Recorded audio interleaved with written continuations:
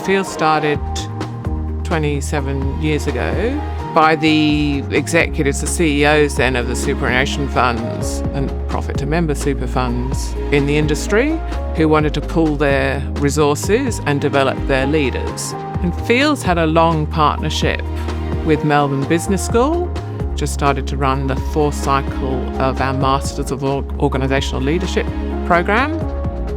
First cycle started 18 years ago and was actually developed by one of the predecessor CEOs of FEAL and Jenny George, who's now the Dean of Melbourne Business School.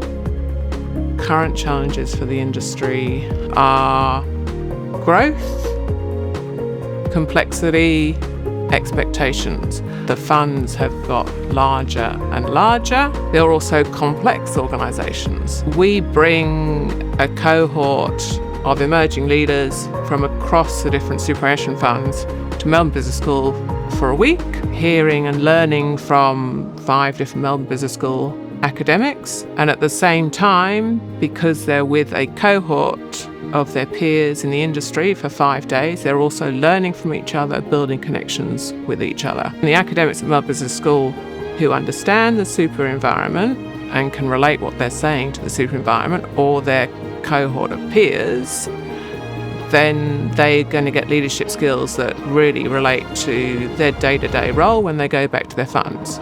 Risk is a big area. How do you manage and how do you monitor risk across the superannuation fund? And then obviously a large part with the growth in the funds is people skills. The skills that today's leaders need are very different to what they might have needed 25 years ago. Digital skills, investment skills. One of the skills that is enduring is trust. Members of the super funds are putting their retirement savings into super. This is a massive pot of their assets.